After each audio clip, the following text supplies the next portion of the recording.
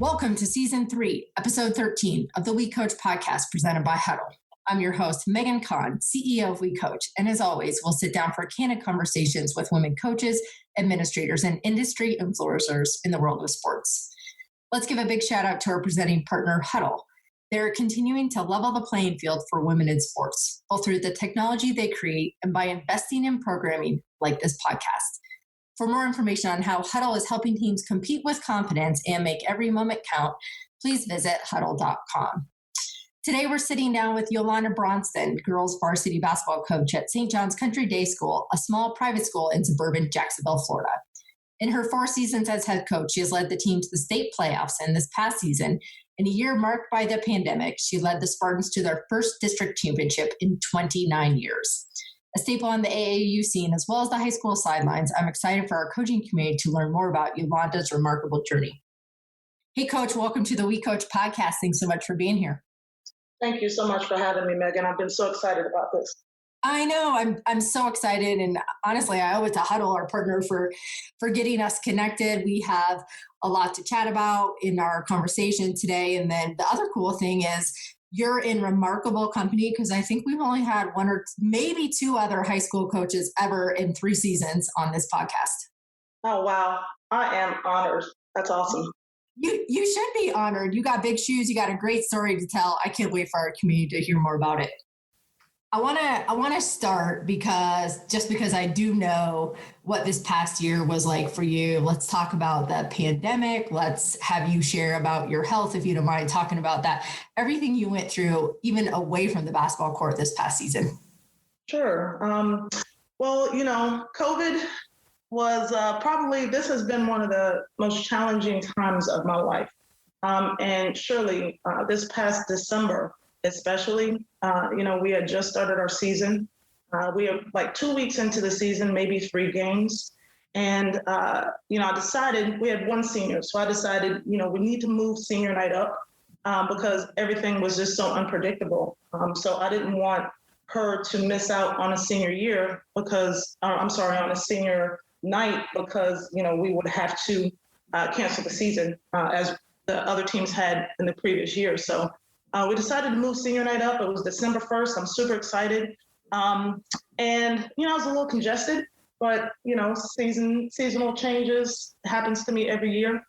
So we had a great game, great win. Senior night was amazing. And then I woke up in the middle of the night and woke my husband up and I said, I think I had COVID. So, and it was just all downhill from there. Ended up having to go get tested the next day. Of course, I tested positive. I had to notify the team. Again, we're only at that time 3 or 4 games in. So all of the girls went and tested. Thank God, all of them tested negative at that time. Because of course, the health and wellness of the athletes is the priority. So when I tested positive, that's what I thought about. Oh my gosh, I hope I did not get any of my girls or my staff sick. Unfortunately, I did end up getting my husband sick, as well as my daughter. So we had to shut down. I had to cancel every single game that we had in the month of December. We had to pull out a Christmas tournament. And at that time, I didn't know when we were going to be able to get back on the court. So thankfully, I have an amazing staff. My top assistant coach, all the players, and he were able to go back onto the court. A couple weeks after, I think they had to stay out for 14 days. But the biggest issue was I continued to get sick. So after a week of being home and trying to control a fever that just did not want to break, I ended up going to the hospital and was admitted. And I was in the hospital for about a week. And it was one of the scariest times of my life. At that point, I really knew that this is serious. So it's in the hospital. Thank God I was able to recover. You mentioned Hudl brought us together and introduced us. I just want to give another shout out to Hudl because during that time when I was out, I'm in the hospital, I get out, I'm worried about the team. I'm worried about, when are we going to be able to play again? how am I going to stay connected with them? So, we've been using Hudl this is the third year that we've been using Hudl actually. And we were able to watch film together. I was in my bed and, they were in the gym in our team room. The girls were able to watch film individually. When I was isolated, I spent my time watching film and breaking down film and preparing for our January games and preparing for the postseason. So, as you mentioned, first district championship in 29 years. And it was probably the worst season I've ever had in my life. So there was definitely a silver lining there at the end. Yeah, that's crazy to know how you personally battled for your own physical health and everything you went through. I think you were out about 6 weeks and that the team could stay resilient and like you said, through technology, then once you were back at home and in bed, you could stay connected with them and keep them on their journey. And then to come out with a district title, I would have to imagine that probably felt a little bit sweeter maybe than it might have even been in past years. It did, definitely. Not only because of, the whole pandemic and how COVID impacted me and my team, but also because that was our fourth trip to the championship game in 4 years. And we got we have 3 second place trophies. So, to come out on top in a year like we've had, it was amazing. And it speaks to the resiliency of my players and my staff. Yeah, and let's not discredit you because they only won 1 game the year before you took over, and they hadn't had a winning season in 25 years. So obviously, you were able to put your thumbprint on that program very quickly. How did you get them turned around so fast? Well, when I first started at St. John's Country Day School, I was actually on the staff for the boys team. I was the assistant coach on the varsity boys side. And then that summer, one of the parents approached me and they basically said, we want you to be the head coach of the girls team. So our athletic director reached out and I was like, absolutely. Now I hadn't coached girls since mid 90s, late 90s. So I've been coaching boys for years and years here in the Orange Park, Florida area. So I took over the girls team and the funny thing was, like, all the girls that were on the middle school and the varsity basketball team at the school, they'd only see me coaching boys. So, they see this loud, rough lady, on the sidelines. So when they heard that I got the job, several of the girls quit because, I heard that they said, well, we just want to play for fun. She's going to take it too serious. We're scared of her. She seems like she's going to be very mean. So, we're a K through 12 school. So at the time, there was a full middle school team and a full varsity team. There was no JV team. So when all the girls quit, I have a team full of, or I had like 6 middle schoolers and 4 high school girls. And the 4 high school girls, 1 was a freshman and 3 were sophomores. So the head of school and the athletic director call me in and say, listen, we're going to have to combine the team, combine the players, and make 1 varsity team. We're not expecting you to win. We just want you to do the best that you can. So in my mind, I've been challenged. I'm like, I'm thinking, no, we're going to win. Like, I want us to surprise everyone. So, we combined the team and we went into a varsity season. And I told the girls, listen, I know you guys are used to playing and you're used to having fun, but winning is fun, so let me show you what I know. And you guys just give me everything that you have. That's all I ask. I'm not asking you to be the best. I'm asking you every day to work to be your best. And they did. They showed up every day. So here I am with a group of girls, like I said, 6 middle schoolers and 4 high schoolers. And the middle school team had only won 1 game the year before, so almost my entire team. The 3 girls that had played varsity the year before, I think they had right at 500 as far as their record was concerned. So they just committed to learning as much as they possibly could. And here, this lady comes in, I'm changing the way that they think about the game. I'm demanding more of them. I've completely raised the bar.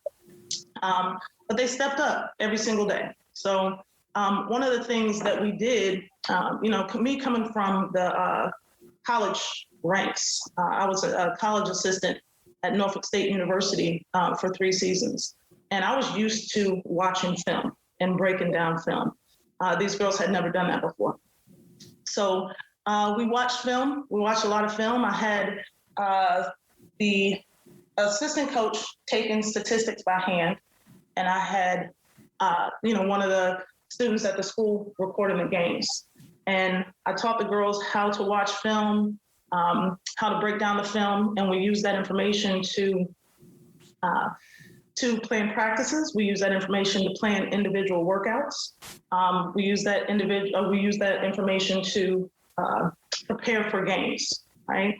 So that was the first season, and surprisingly, we ended up making it to the district championship with 6 middle schoolers on the team.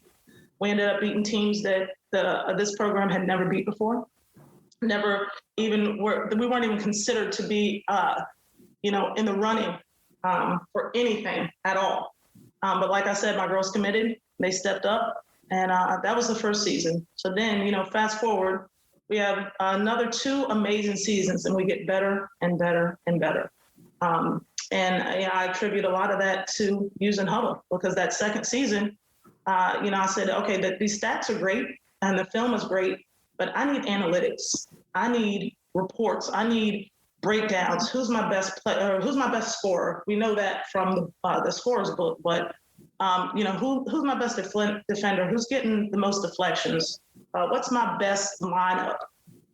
If I need steals, who do I need to have on the floor? Who works the best together? So, that second season we get Hudl, and we ended up going, I believe it was like 17-9, and we start to get the attention of other programs in the city. And then the same thing the following year. Both years we make it to the district final, right? So the first year we lose in the district final, I think by like 40 points, but we should have lost. Second year, we lose by 12. Third year, we lose at the buzzer. I can't say enough about Hudl. I could talk this entire time about Hudl and the amazing things that it's done for our program, but I really attribute being able to turn this program around and turn it into a winning program and a competitive program, just by being able to have a program like Hudl. And the girls really embrace it.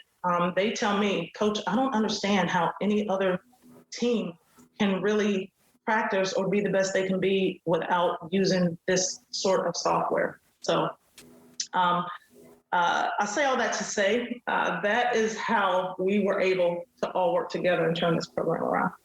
Yeah, and a lot of buy-in from your athletes, obviously, especially when they were so young at the varsity level.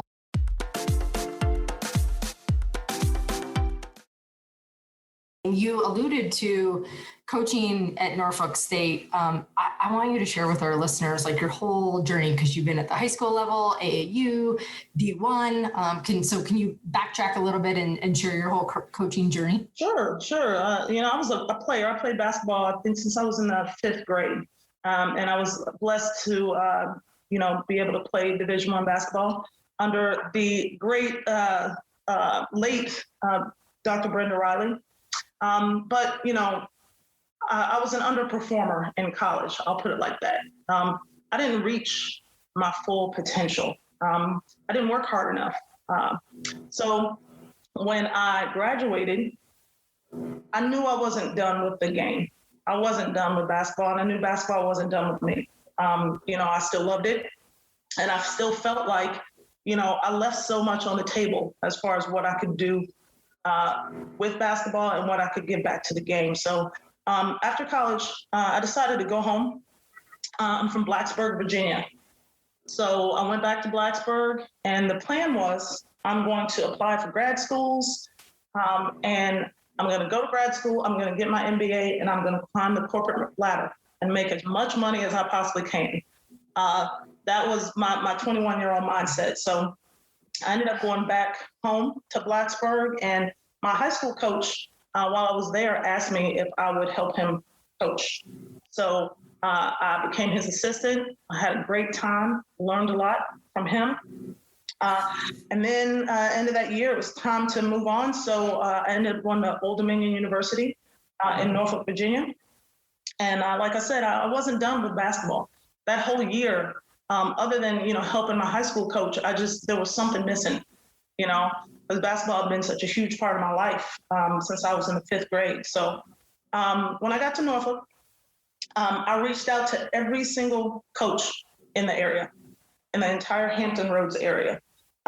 So, my plan was I want to go work for Wendy Larry, who was the head coach at the time of Old Dominion.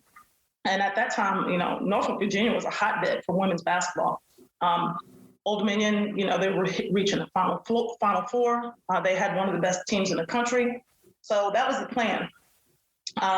I did end up hearing back from Coach Larry, and she didn't have a spot for me. So I heard back from Coach James Sweat at Norfolk State University. And one of the things that he saw in my letter that made me want to reach out to me was that he knew Coach Riley, who I played for in college.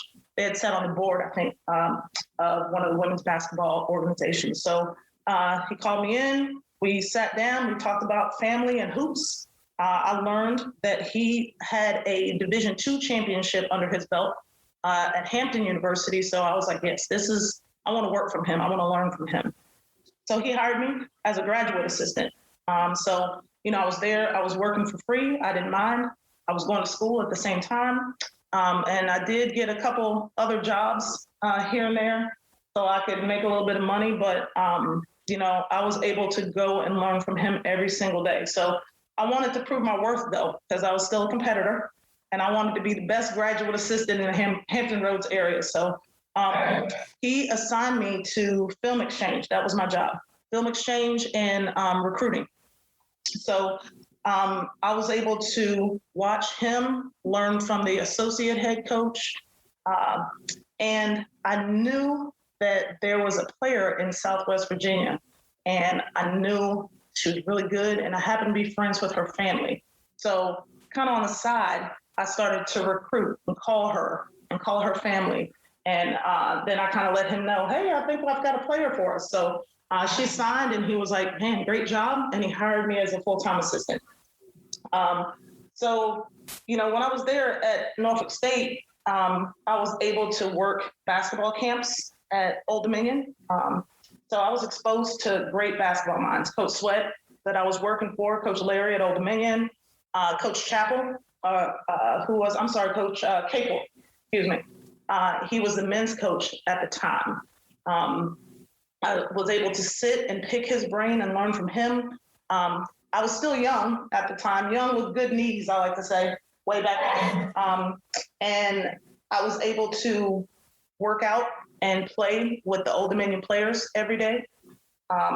One of which is like a WNBA legend, Tisha Panchero. And not only was I able to play with them, but I got to hang out with them. And I truly learned during that time what championship mentality really meant. I'm working out with them. They're talking about every day how they got beat by Tennessee the year before. And they weren't going to be outworked every day by Tennessee. And the things that they would talk about, just that whole mindset, I still carry with me to this day. And with my team, our motto is championship mentality. And I learned that from my coaching days at Norfolk State and being exposed to all those great basketball minds. So, fast forward a few years before I left Hampton Roads, I got married, became a Navy wife, and left Hampton Roads and moved to Jacksonville, Florida. And so, fast forward about 10 years. So I'm here in Jacksonville. I had not coached any basketball for 10 years since I had left Hampton Roads. I was going through a divorce. 10 years later, single mom, and my son started playing sports. So he started to play the YMCA. And I tried so hard when he started to play just to sit in the stands and be mom. It was so hard. So when he was playing other sports, because he played everything, it was easy to sit there and be mom. But when it came basketball season, I was itching to get back out there. And I realized that's what I had been missing. I missed being on the bench. I missed being over on the sideline. So I think one of his coaches saw that eventually, and one of them asked me if I would help. And I was back in my happy place. And it's like, once I was back on the sidelines, like life just got so much better. So, I mean, I coached boys for a long time. I coached my son's teams, and then I coached boys forever. I didn't think that I was going to go back to coaching girls. I was in corporate America, and then every day I couldn't wait to leave work and get to practice with my kids. So, and that led me to build relationships and met a few people here and there, and coached some other coaches' kids, and they connected me with the boys coach at St. John's Country Day School, and that led me to exactly where I am right now. The rest is history. The rest is history. Okay, so I have to backtrack all the way to when you were a GA at Norfolk and you were in charge of film exchange. And that was, I know, because I did it too. That was back in the day. Our young kids, they don't even know what this is. We had to physically get the VHS tapes, put the labels on them, send them out, get them. Oh my gosh, don't you just remember your office being piled with tape? Yes. Yeah, our young kids don't even know. Thanks to people like Hudl, they don't even know what that's like. Right. You know? That's funny. But, you know, what a remarkable story. And I was over here smiling because you're name dropping all these basketball folks who I either personally know or have known through mutual people. And you obviously had a very great lineage of basketball coaches that we were able to learn from. But then for you to take this huge break and then you found your love of coaching again through your son's team. And I love that too, that you didn't think, well, just because they're boys, I shouldn't, or I can't coach them, or nobody stopped you from doing that. Because one of my biggest pet peeves is dad's the T-ball coach and mom's the snack runner, right? When are we going to be able to change that narrative? So you were at that point in time, you're also probably one of the very, very few coaching at the boys level. And so I applaud you for doing that and your courage for just continuing to blaze your own trail. Thank you. I still look back to this day, those boys that I coached.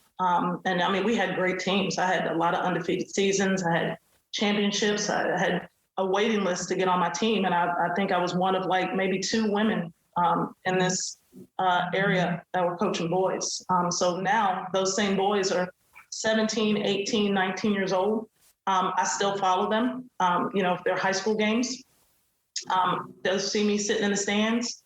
They come over and give me hugs. Now all of them are like 6'2", 6'3", 6'4". They come over and give me a hug, or they'll text me and say, "Hey, coach, we're playing in the championship game. Can you come?"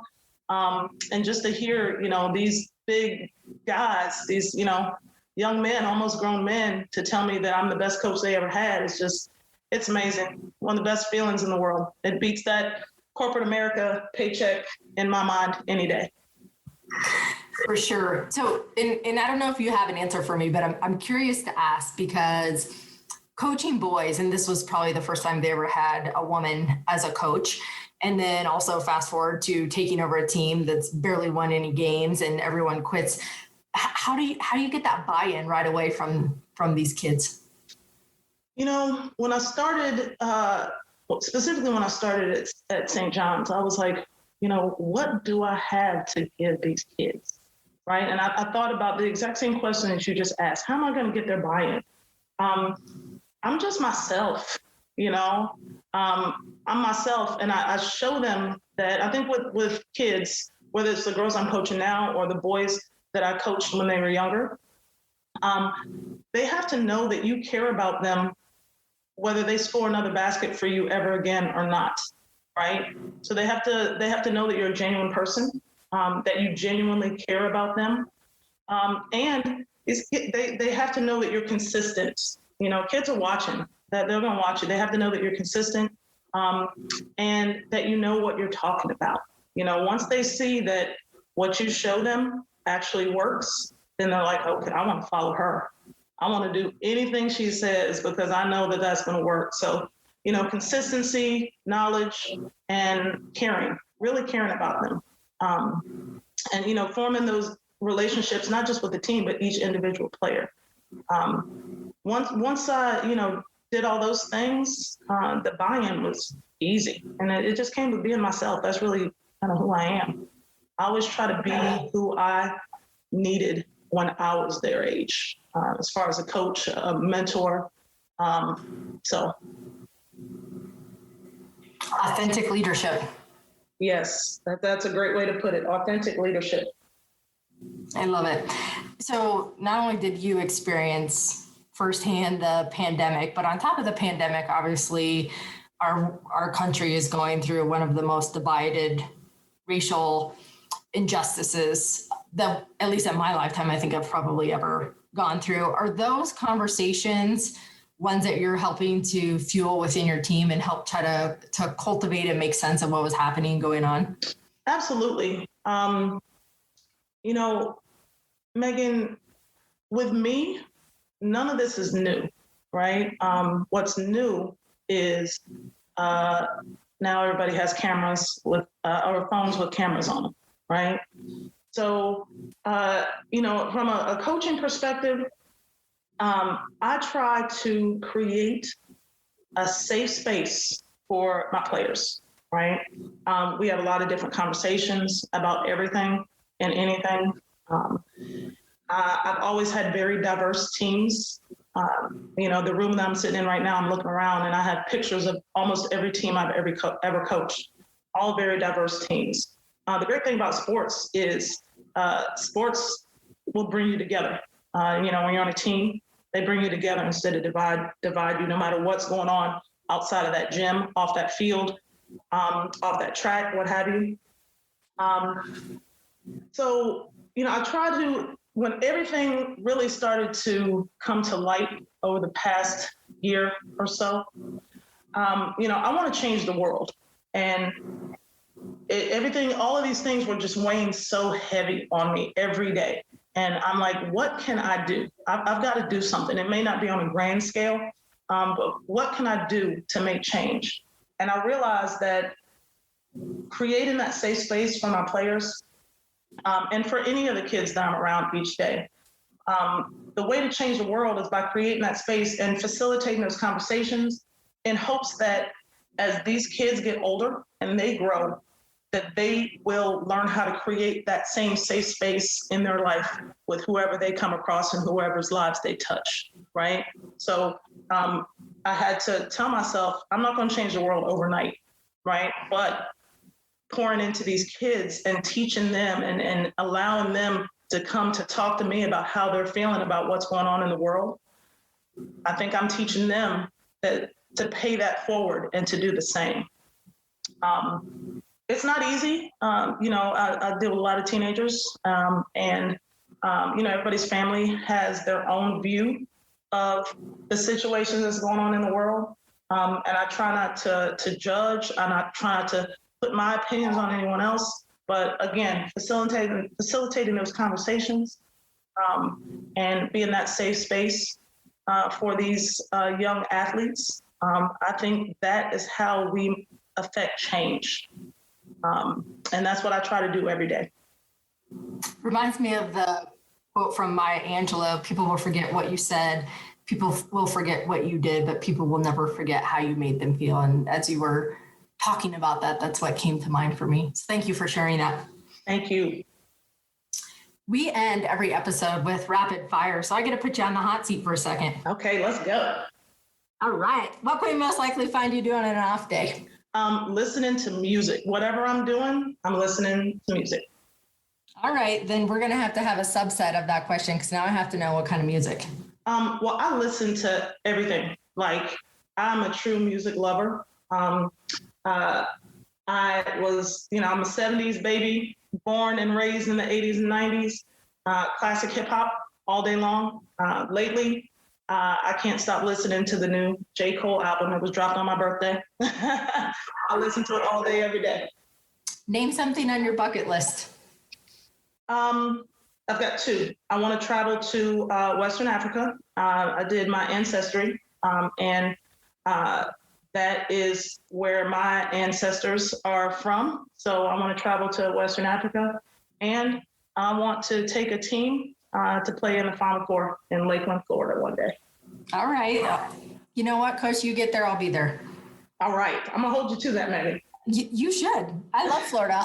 I'll gladly go back and visit. I'll gladly go to the state tournament.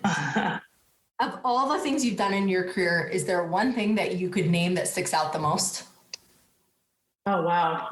I have two of my players, two of my female players and one male player that I coached.